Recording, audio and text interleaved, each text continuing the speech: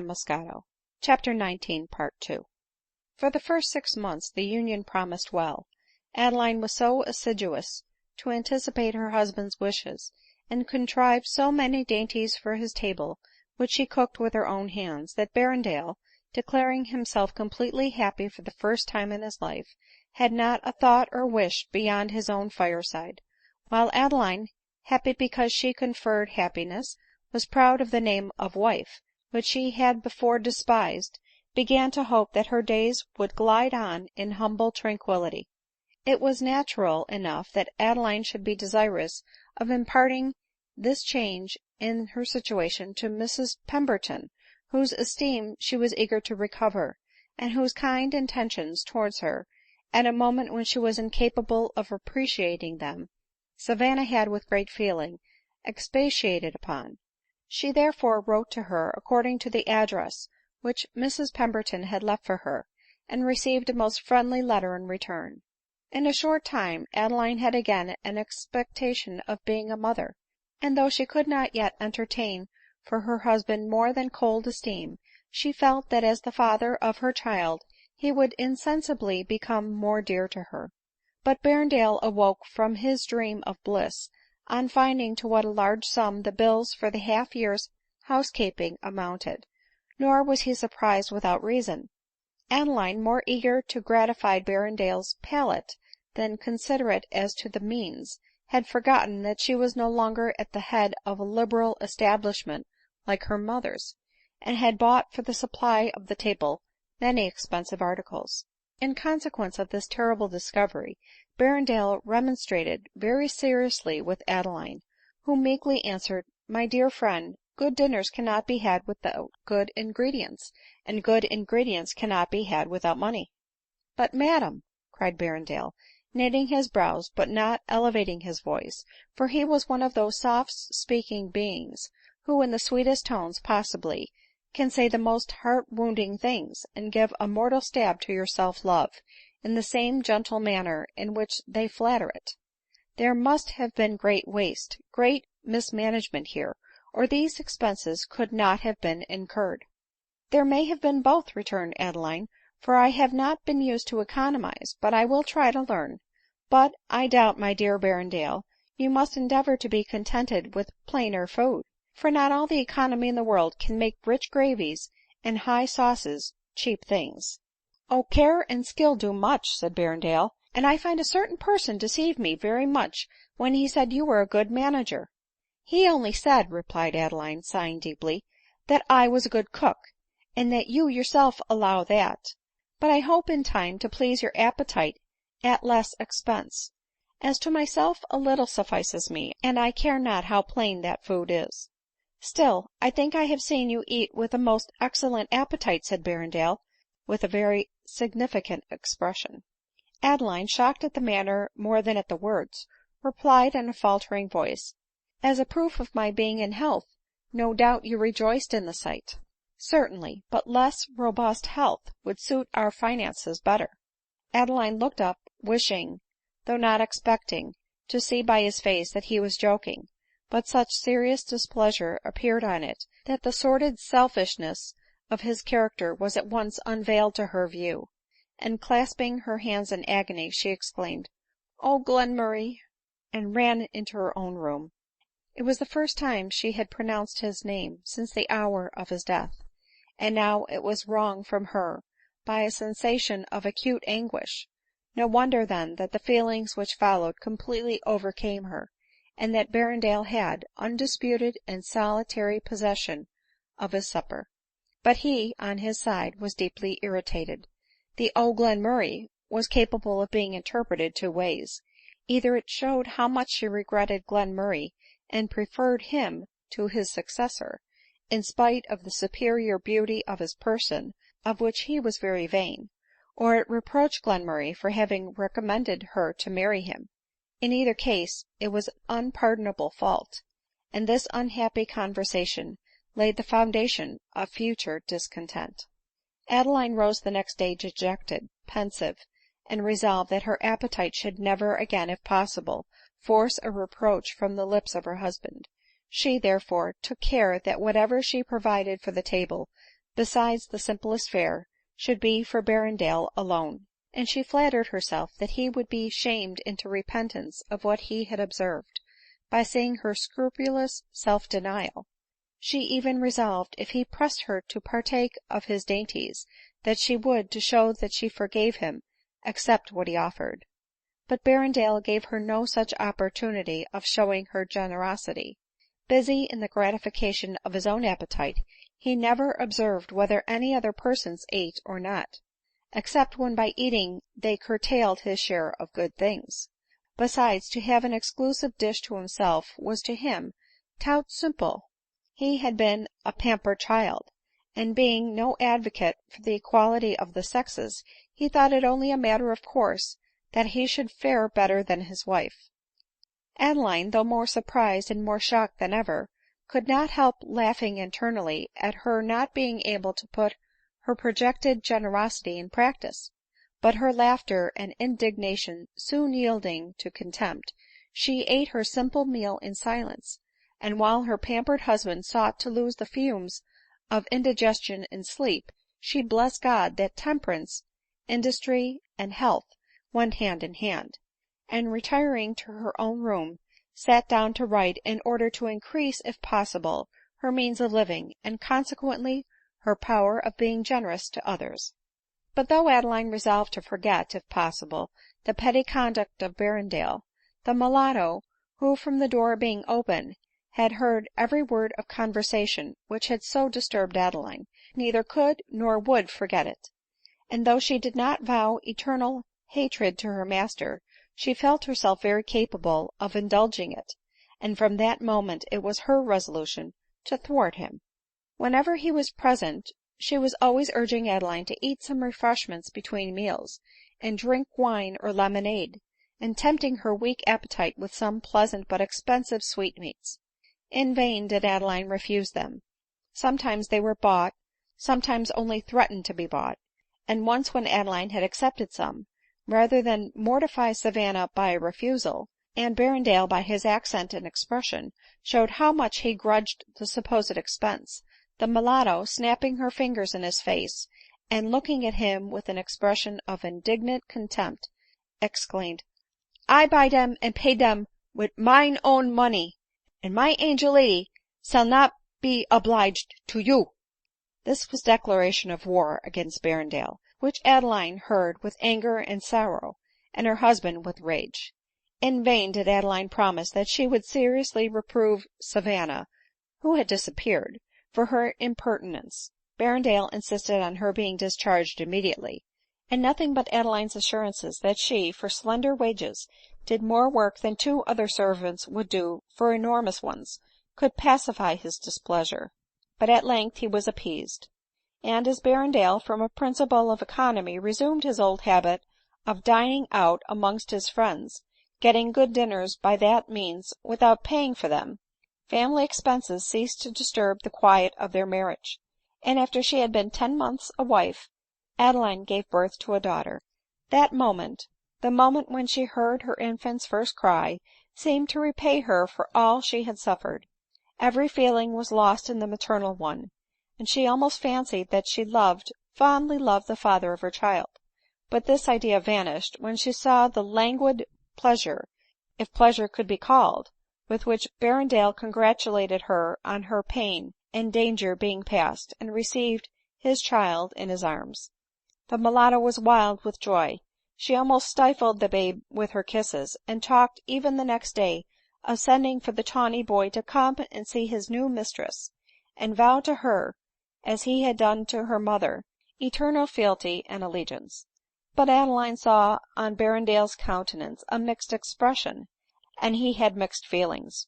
True, he rejoiced in Adeline's safety, but he said within himself, " Children are expensive things, and we may have a large family ;" and leaving the bedside as soon as he could, he retired, to endeavor to lose in an afternoon's nap his unpleasant reflections.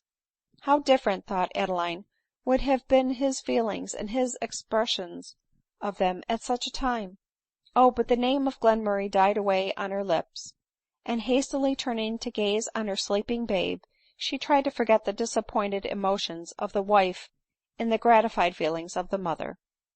Still Adeline, who had been used to attentions, could not but feel the neglect of Berrendale. Even while she kept her room, he passed only a few hours in her society, but dined out; and when she was well enough to have accompanied him on his visits, she found that he never even wished her to go with him, though the friends whom he visited were married, and he met, from his own confession, other ladies at their tables. She therefore began to suspect that Berrendale did not mean to introduce her as his wife; nay, she doubted whether he avowed her to be such; and at last she brought him to own, that ashamed of having married what the world must consider as a kept mistress, he resolved to keep her still in the retirement to which she was habituated. This was a severe disappointment indeed to Adeline. She longed for the society of the amiable and accomplished of her own sex, and hoped that, as Mr Berrendale's wife, that intercourse with her own sex might be restored to her which she had forfeited as the mistress of Glenmurray. Nor could she help reproaching Berrendale for the selfish ease and indifference with which he saw her deprived of those social enjoyments which he daily enjoyed himself, convinced as she was that he might, if he chose, have introduced her to at least his intimate friends. But she pleaded and reasoned in vain.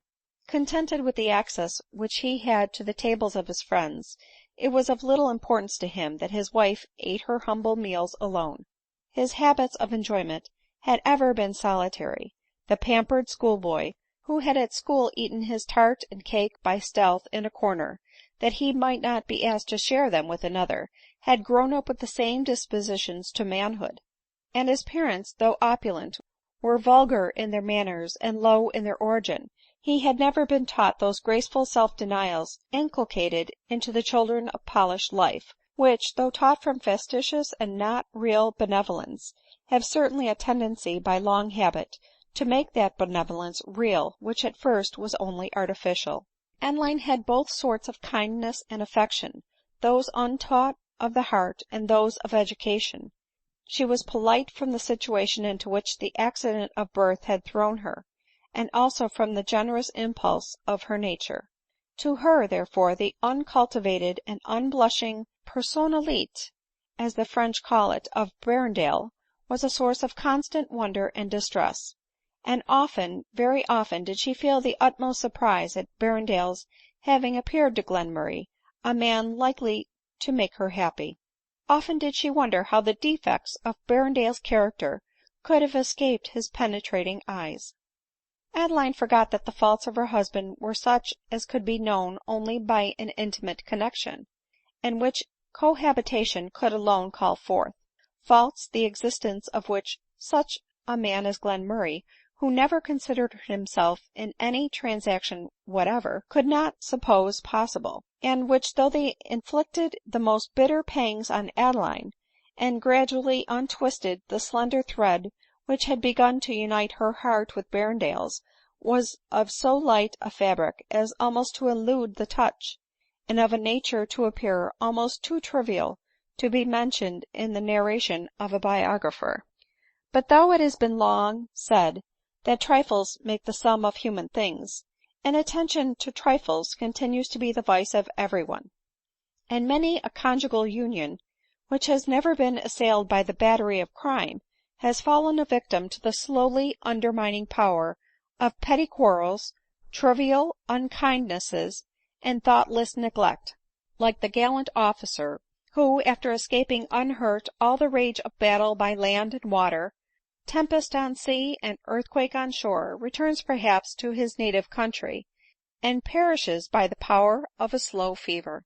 But Adeline, who, amidst all the chimeras of her fancy and singularities of her opinions, had happily held fast her religion, began at this moment to entertain a belief that soothed in some measure the sorrows which it could not cure.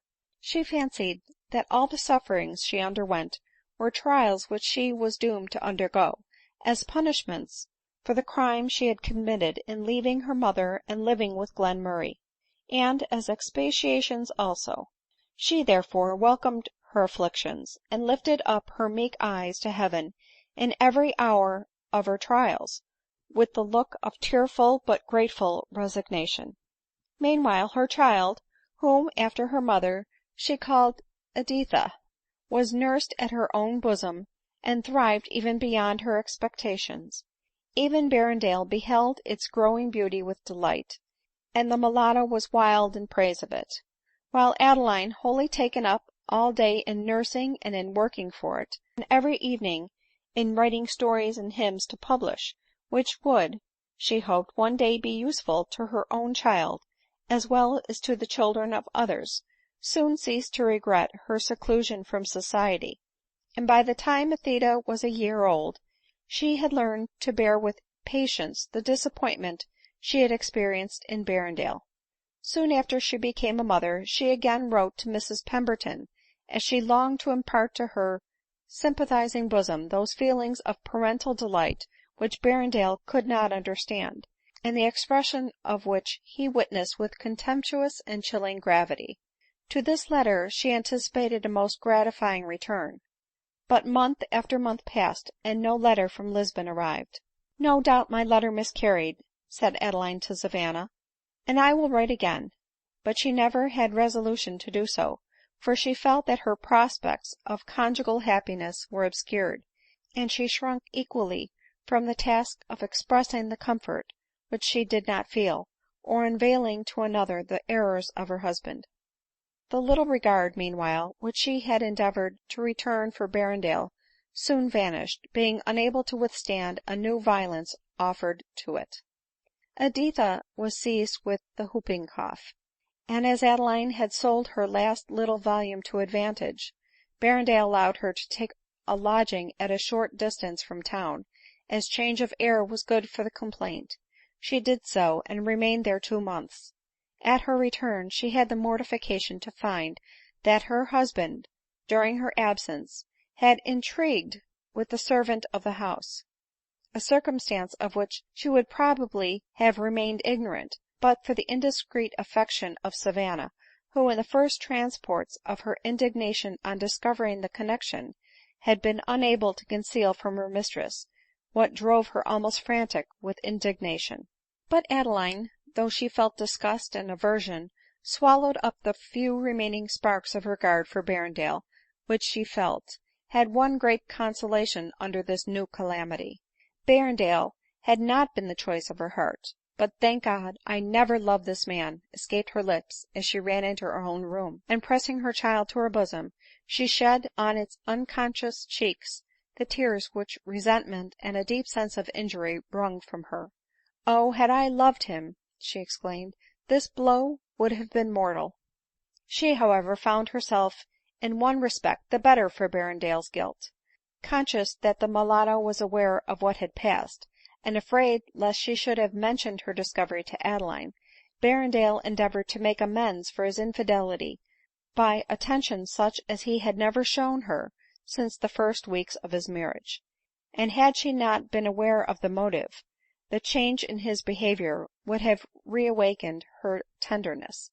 However, it claimed at least complaisance and gentleness from her while it lasted, which was not long ; for Berrendale, fancying from the apparent tranquillity of Adeline the result of indifference, not ignorance, that she was not informed of his fault, and that the mulatto was too prudent to betray him, began to relapse into his old habits ; and one day, forgetting his assumed liberality, he ventured, when alone with Savanna, who was airing one of Editha's caps, to expatiate on the needless extravagance of his wife in trimming her child's caps with lace.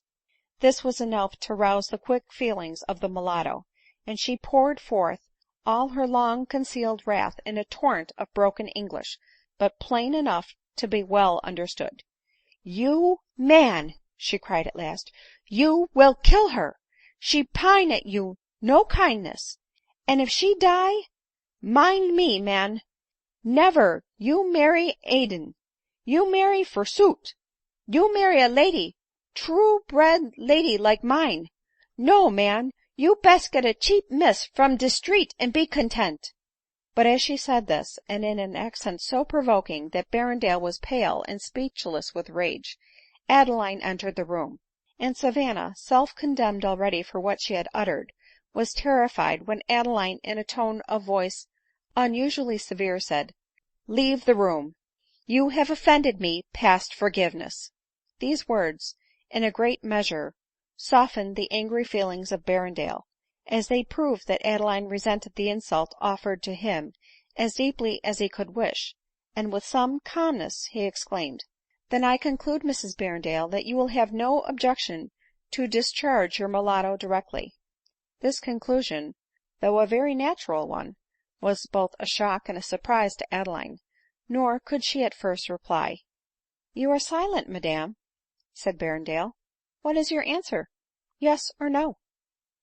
Yes, certainly," faltered out Adeline. " She ought to go — I mean that she has used very improper language to you ; and therefore a wife who resents, as she ought to do, injuries offered to her husband, cannot hesitate for a moment to discharge her." " True, very true in some measures," replied Adeline ;" but "" But what ?" demanded Berrendale. " Oh, Berrendale !" cried Adeline, bursting into an agony of frantic sorrow, " if she leaves me, what will become of me ? I shall lose the only person now in the world, perhaps, who loves me with sincere and faithful affection." Berrendale was wholly unprepared for an appeal like this ; and, speechless from surprise not unmixed with confusion, staggered into the next chair. He was conscious, indeed, that his fidelity to his wife had not been proof against a few weeks absence ; and then, being, like most men, not over delicate in his ideas on such subjects, as soon as Adeline returned he had given up on the connexion which he had formed, and therefore he thought she had not much reason to complain. In all other respects he was sure that he was an exemplary husband, and she had no just grounds for doubting his affection. He was sure that she had no reason to accuse him of unkindness ; and, unless she wished him to be always tied to her apron string, he was certain he had never omitted to pay her all proper attention. Alas ! he felt not the many wounds he had inflicted by " the word whose meaning kills yet told, the speaker wonders that you thought it cold."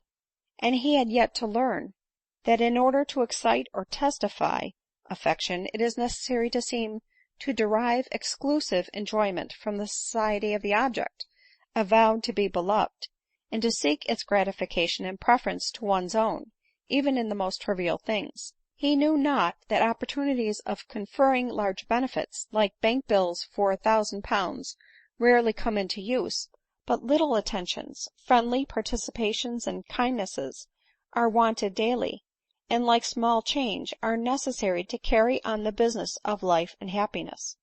A minute and more perhaps elapsed before Berrendale recovered himself sufficiently to speak, and the silence was made still more awful to Adeline by her hearing from the adjoining room the sobs of the mulatto.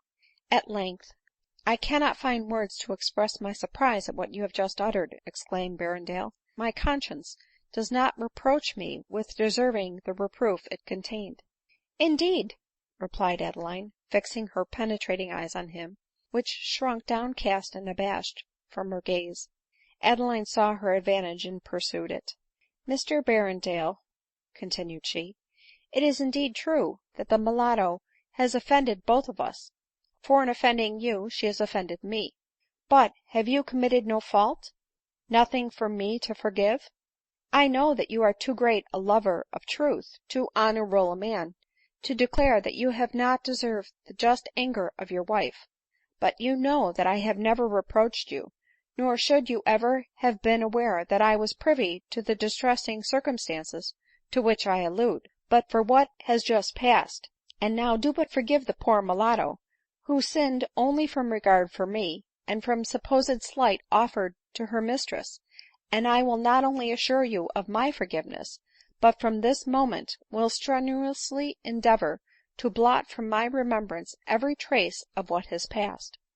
Berrendale, conscious and self–condemned, scarcely knew what to answer ; but, thinking that it was better to accept Adeline's offer, even on her own conditions, he said, that if Savanna would make a proper apology, and Adeline would convince her that she was seriously displeased with her, he would allow her to stay ; and Adeline having promised every thing which he asked, peace was again restored. "But what can you mean, Adeline," said Berrendale, "by doubting my affection? I think I have given a sufficient proof of that, when, disregarding the opinion of the world, I married you, though you had been the mistress of another ; and I really think, that by accusing me of unkindness, you make me a very ungrateful return."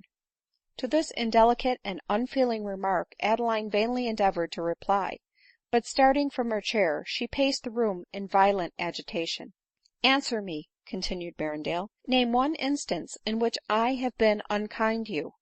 Adeline suddenly stopped, and looking stedfastly at him, smiled with a sort of contemplative pity, and was on the point of saying, " Is not what you have now said an instance of unkindness ?"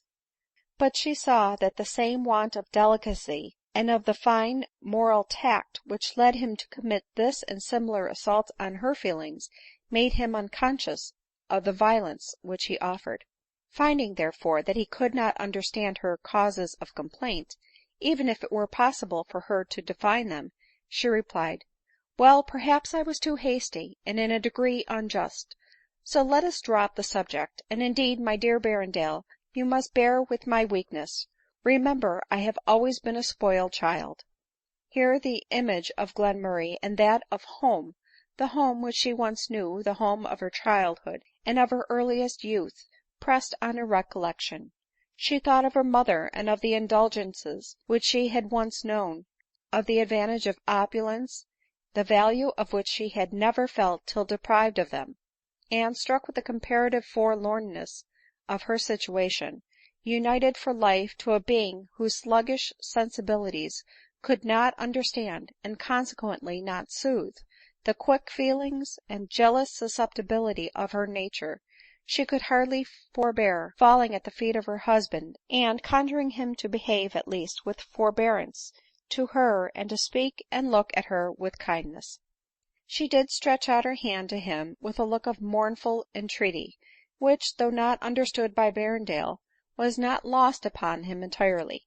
He thought it was a confession of her weakness and his superiority ; and, flattered by the thought into unusual softness, he caught her fondly to his bosom, and gave up an engagement to sup at an oyster club, in order to spend the evening tete-a-tete with his wife. Nay, he allowed the little Editha to remain in the room for a whole hour, though she cried when he attempted to take her in his arms, and, observing that it was a cold evening, allowed Adeline her due share of the fireside. These circumstances, trivial as they were, had more than their due effect on Adeline, whose heart was more alive to kindness than unkindness, and whose paltry attentions, of which happy wives would not have been conscious, were to her a source of feigned pleasure, as sailors are grateful, after a voyage unexpectedly long, for the muddy water which at their first embarking they would have turned from with disgust. That very night Adeline remonstrated with the mulatto on the impropriety of her conduct, and, having convinced her that in insulting her husband she failed in respect to her, Savanna was prevailed upon the next morning to ask pardon of Berrendale ; and, out of love for her mistress, she took care in future to do nothing that required forgiveness. As Adeline's way of life admitted of but little variety, Berrendale having persisted in not introducing her to his friends, on the plea of not being rich enough to receive company in return, I shall pass over her in silence what occurred to her till Editha was 2 years old, premising that a series of little injuries on the part of Berrendale, and a quick resentment of them on the part of Adeline, which not even her habitual good humor could prevent, had during the time nearly eradicated every trace of love for each other from their hearts. One evening, Adeline, as usual in the absence of her husband, undressed Editha by the parlor fire, and, playing with a laughing child, was enjoying the rapturous praises which Savanna put forth of its growing beauty, while the tawny boy, who had spent the day with them, built houses with cards on the table, which Editha threw down as soon as they were built, and he with good humored perseverance raised up again. Adeline, alive only to the maternal feeling, at this moment had forgotten all her cares. She saw nothing but the happy group around her, and her countenance wore the expression of recovered serenity. At this moment a loud knock was heard at the door, and Adeline starting up exclaimed, " It is my husband's knock." " Oh no, he never come so soon," replied the mulatto, running to the door ; but she was mistaken, it was Berrendale ; and Adeline, hearing his voice, began instantly to snatch up Editha's clothes, and to knock down the tawny boy's newly raised edifice ; but order was not restored when Berrendale entered, and, with a look and tone of impatience, he said, " So, fine confusion indeed ! Here's a fireside to come to ! Pretty amusement too, for a literary lady, building houses of cards. Shame on your extravagance, Mrs Berrendale, to let that brat spoil cards in that way." The sunshine of Adeline's countenance on hearing this vanished. To be sure she was accustomed to such speeches, but the moment before she had felt happy, for the first time perhaps for years. She however replied not, but hurrying Editha to bed, ordered the reluctant tawny boy into the kitchen, and setting Berrendale's chair, as usual, in the warmest place, she ventured in a faint voice to ask what brought him home so early. " More early than welcome," replied Berrendale, " if I may judge from the bustle I have occasioned." " It is very true," replied Adeline, " that, had I expected you, I should have been better prepared for your reception, and then you perhaps would have spoken more kindly to me." " There you go again ! If I say but a word to you, then I am called unkind, though God knows I never speak without provocation ; and I declare I came home in the best humor possible, to tell you what may turn out of great benefit to us both ; but when a man has an uncomfortable home to come to, it is enough to put him out of humor." The mulatto, who was staying to gather up the cards which had fallen, turned herself round on hearing this, and exclaimed, " Home was very comfortable till you come !" and then with a look of the most angry contempt she left the room, and threw the door to with great violence. " But what is this good news, my dear ?" said Adeline, eager to turn Berrendale's attention from Savanna's insolent reply. " I have received a letter," he replied, " which, by the by, I ought to have had some weeks ago, but my father in law in Jamaica authorizing me to draw on his banker for £900, and inviting me to come over to him, as he feels himself declining, and wishes to give me the care of his estate, and of my son, to whom all his fortune will descend, and of whose interest, he properly thinks, no one can be so likely to take good care as his own father." " And do you mean that I and Editha should go with you ?" said Adeline, turning pale. " No, to be sure not," eagerly replied Berrendale ;" I must first see how the land lies ; but if I go, as the old man no doubt will make a handsome settlement on me, I shall be able to remit you a very respectable annuity." Adeline's heart, despite of herself, bounded with joy at this discovery ; but she had resolution to add, " and if duplicity can ever be pardonable, this was ; so then the good news which you had to impart to me was, that we were going to be separated." But as she said this, the consciousness that she was artfully trying to impress Berrendale with an idea of her feelings, a sorrow which was foreign to her heart, overcame her ; and affected also at being under the necessity of rejoicing at the departure of that being who ought to be the source of her comfort, she vainly struggled to regain composure, and burst into an agony of tears. But her consternation cannot be expressed when she found that Berrendale imputed her tears to tender anguish at the idea of parting with him ; and when his vanity being delighted by this homage to his attractions, he felt all his fondness for her revive, and, overwhelming her with caresses, he declared that he would reject the offer entirely, if by accepting it he should give her a moment's uneasiness. Adeline, shocked at his error, yet not daring to set him right, could only weep on his shoulder in silence ; but in order to make real the distress he only fancied so, she enumerated to herself all the diseases incident to the climate and the danger of the voyage. Still the idea of Berrendale's departure was so full of comfort to her, that though her tears continued to flow, they flowed not for his approaching absence. At length, ashamed of fortifying him in so gross an error, she made an effort to regain her calmness, and found words to assure him that she would no longer give way to such unpardonable weakness, and she could assure him that she wished his acceptance of his father-in-law's offer, and had no desire to oppose a scheme so just and so profitable. But Berrendale, to whose vanities she had never before offered such a tribute as her tears seemed to be, imputed these assurances to disinterested love and female delicacy, afraid to own the fondness which it felt; and the rest of the evening was spent in professions of love on his part, which on Adeline's called forth at least some grateful and kind expressions in return. Still, however, she persisted in urging Berrendale to go to Jamaica, but at the same time she earnestly begged him to remember that temperance could alone preserve his health in such a climate. "Or the use of pepper in great quantities," replied he, "to counteract the effects of good living?" And Adeline, though convinced temperance was the best preservative, was forced to give up the point, especially as Berrendale began to enumerate the number of delicious things for the table which Jamaica afforded.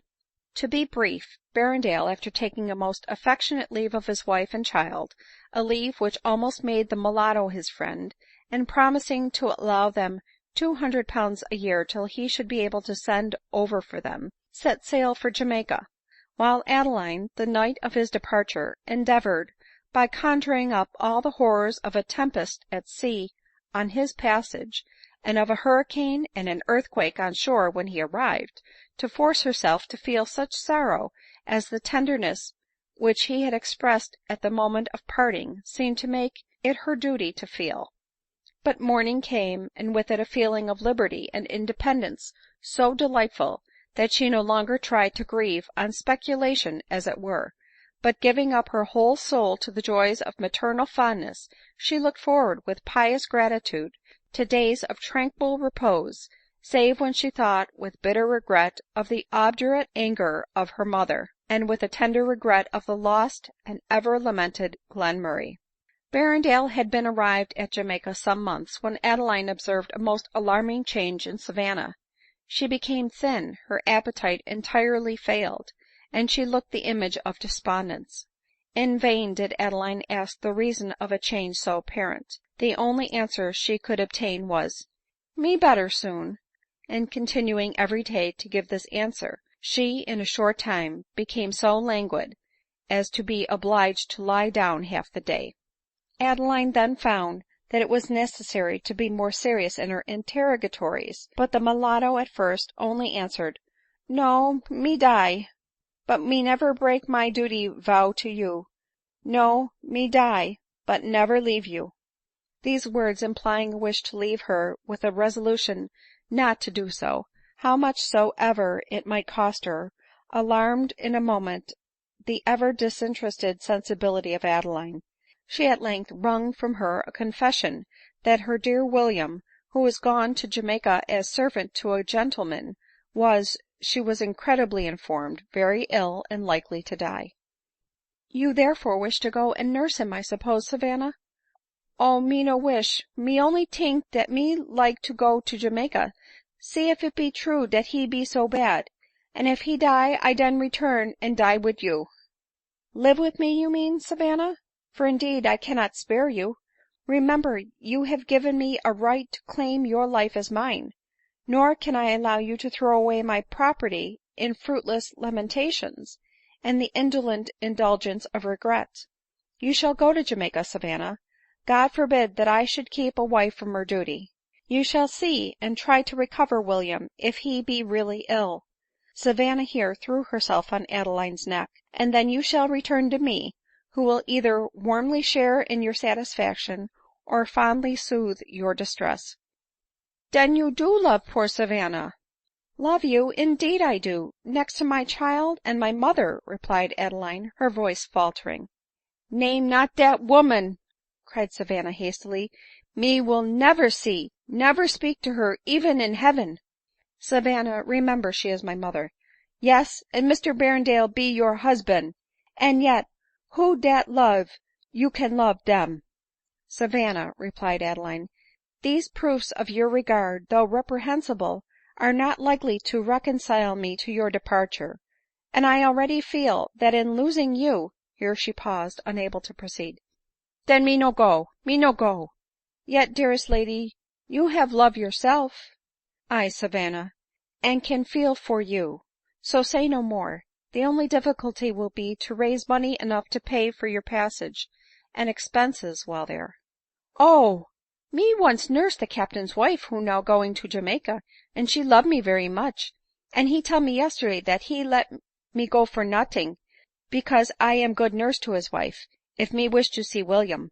" Enough," replied Adeline ;" then all I have to do is to provide you with money for your maintenance when you arrive ; and I have no doubt but that what I cannot supply the tawny boy's generous patroness will."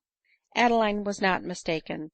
Savanna obtained from her son's benefactress a sum equal to her wants, and almost instantly restored to her wonted health, by her mind's being lightened of the load which oppressed it, she took her passage on board her friend's vessel, and set sail for Jamaica, carrying with her letters from Adeline to Berrendale, while Adeline felt the want of Savanna in various ways, so forcibly, that not even Editha could, for a time at least, console her for her loss.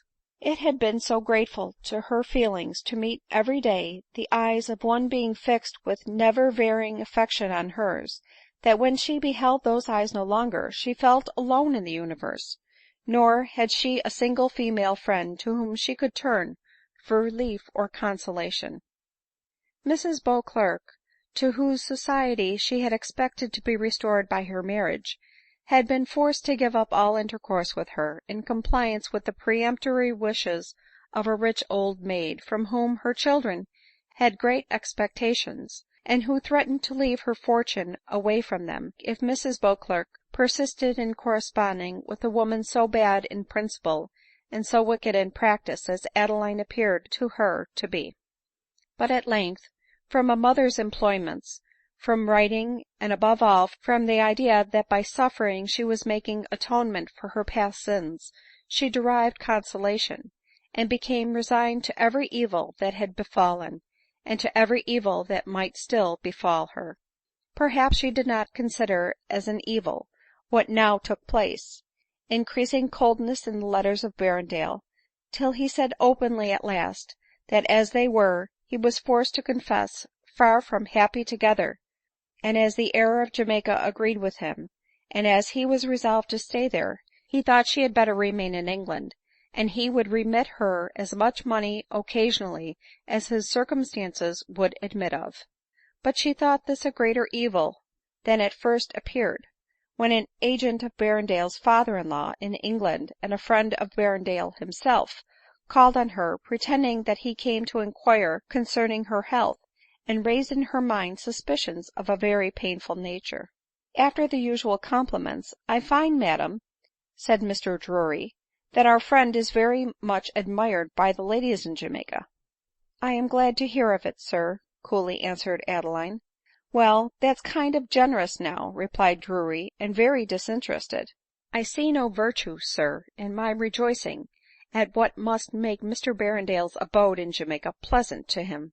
" May be so ; but most women, I believe, would be apt to be jealous on the occasion.